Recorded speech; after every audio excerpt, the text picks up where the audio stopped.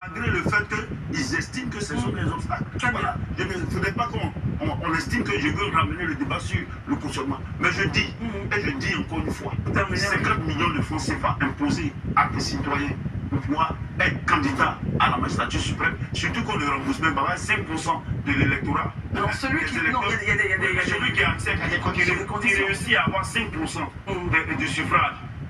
On a vu ici, certaines personnes ont été ironisées de 2%, 3% et autres. 5%, c'est être quand même dans la bataille des plus ou moins grands partis. Très bien.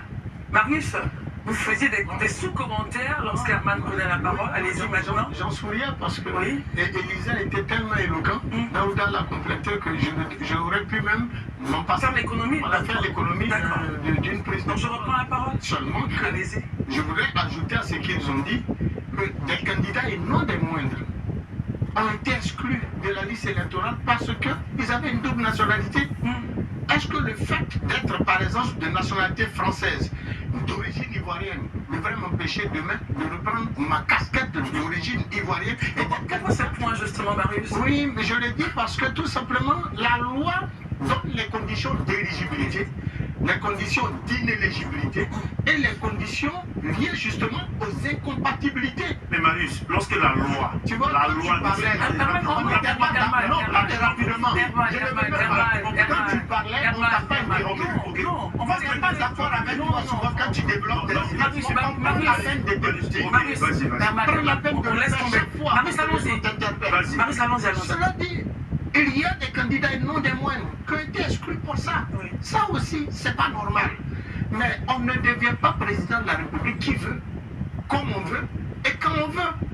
Pour être président de la République, c'est une initiative qu'on nourrit depuis des années.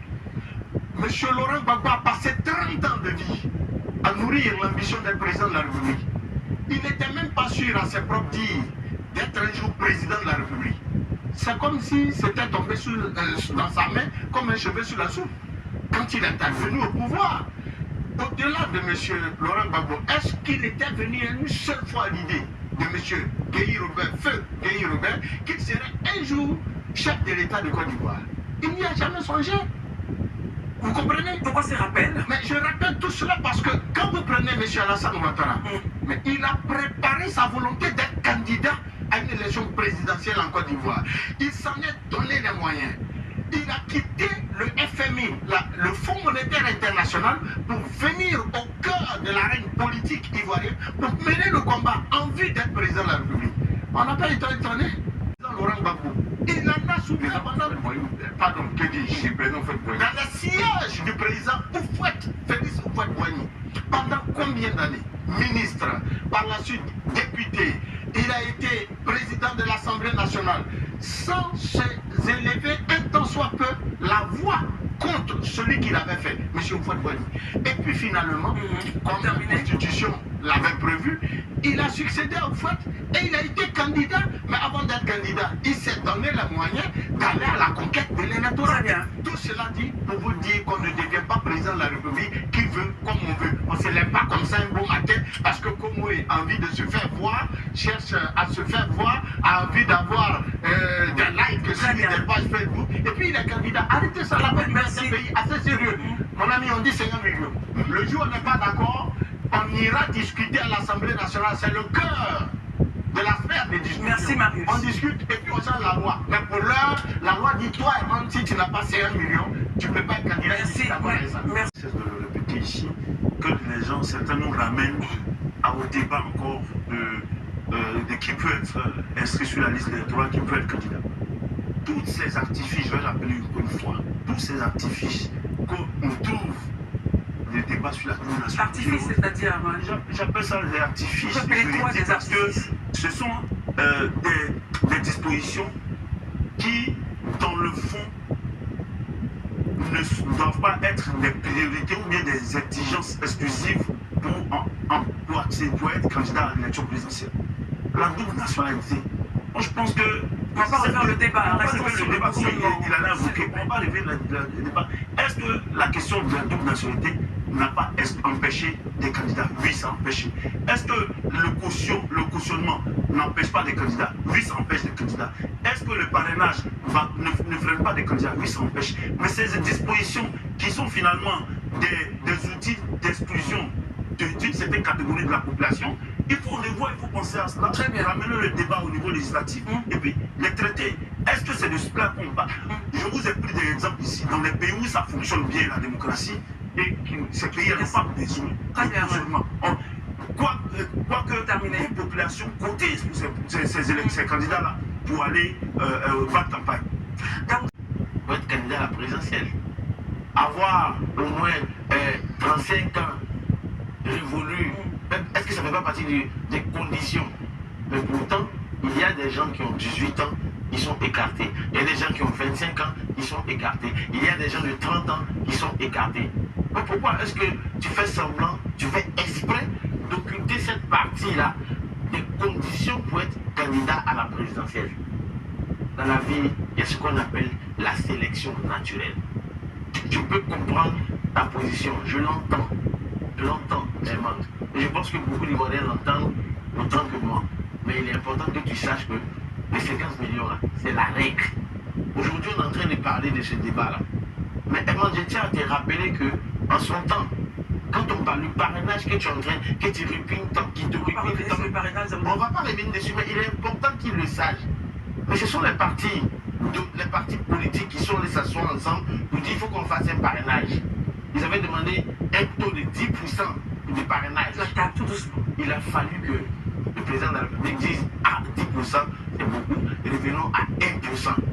On est en train de faire tout ce débat-là, Herman, parce que certaines personnes ne sont pas sur la liste électorale. Parce que si ils étaient sur la liste électorale, les premiers exclusionnistes dans ce pays-là, ce sont les partis politiques. Ce qu'on appelle les grands partis politiques. C'est eux qui excluent les gens, d'abord. C'est à eux là qu'il faut s'adresser. Donc, Herman, il faut les retenir une bonne fois pour toutes. On termine sur certaines religions. Est-ce que vous trouvez ça normal? Très bien. Donc, la question de la caution est un critère démocratique. Oui. Voilà, dans une élection présidentielle, mais croyez-moi, c'est notre loi. En attendant de la changer, comme il a dit. Très bien, merci. Ça, c'est vraiment que merci tu peux rejoindre. Herman et Marius, vous n'avez plus la parole. On va écouter Élisée. Ok, d'accord, merci beaucoup. Je voudrais rassurer Herman, moi je suis vraiment de ceux qui pensent qu'une nation, une nation se nourrit de débats. C'est justement dans les débats que jaillit la vérité. Donc moi j'ai vraiment pas de souci à ce qu'il y ait des positions contradictoires. Bien au contraire, c'est ce qui est important. Mais je veux en fait qu'on soit aussi conséquent envers nous-mêmes en toutes choses. Quand je parlais du fait que le débat sur ces questions-là a une périodicité, c'est pas parce qu'on veut fuir le débat, mais c'est parce que c'est ce qui est normal et juste.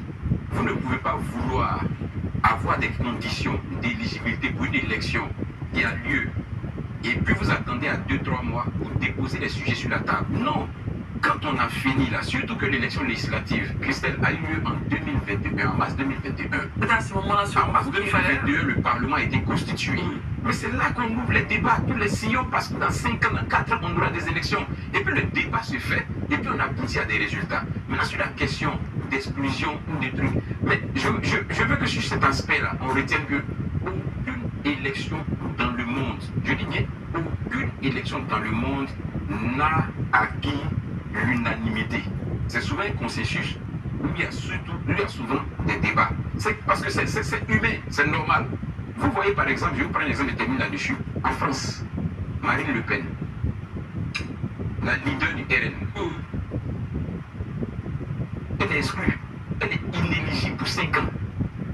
On lui reproche d'avoir fait, comment on appelle ça, des détournements.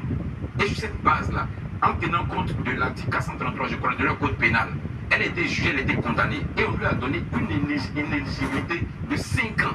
Mais ça, on peut considérer que c'est comment on appelle ça, le régime en place qui l'empêche de devenir candidat. Parce qu'on voit la montée du RN en France. Mais les gens du RN, là, ils sont bien placés. Marine Le Pen a commencé à le dire. On veut ostraciser le RN, on veut empêcher le RN d'atteindre le pouvoir. Donc ce débat-là, il se fera dans les pays développés, il se fera dans nos pays. Parce que dès l'instant quand on est dans une compétition, il y a des critères. Ça, tu le veux, tu ne le veux pas. C'est la loi de la compétition. Et donc, quand on a connaissance de ces critères, on prend des dispositions pour remplir ces critères-là afin d'aller à la compétition. C'est tant que notre volonté, c'est de participer à la compétition. Certainement, je pense qu'il faut qu'on soit conséquent envers nous-mêmes pour éviter après qu'on remette tout en cause alors que nous, on sait que c'est ce qui a été établi dès le départ. Qui vous incombe conséquent que nous l'approprions et que nous soyons les ambassadeurs résolus de cette solution informatique. Face aux exigences du 21e siècle, cette réforme va bien au-delà de la simple facturation. Elle devient un levier de développement, envoyant un signal fort à tous les acteurs économiques pour une Côte d'Ivoire performante, équitable et digitalisée. Elle est fiable parce que, bon, vous avez vu tous les éléments de sécurité que comporte cette facture, le QR code, le numéro séquentiel qu'on ne peut pas modifier, etc. Le logo est incorporé. Vous avez dû voir dans la démo. Le logo est incorporé dans la facture. Alors que dans l'ancien système, il fallait apposer le logo à la main. Ce qui veut dire que celui qui ne veut pas que sa facture soit retracée, il n'apposera pas le logo. Mais ici, vous n'avez pas le choix. Le système, dès que vous réalisez l'opération, le système soit la facture avec le logo incorporé. Donc voici un peu l'innovation dont je parle. Le lancement de la facture normalisée électronique marque une avancée majeure pour la Côte d'Ivoire en matière de gouvernance fiscale, centrée sur l'efficacité et la transparence. Cette réforme portée par la Direction générale des impôts illustre la volonté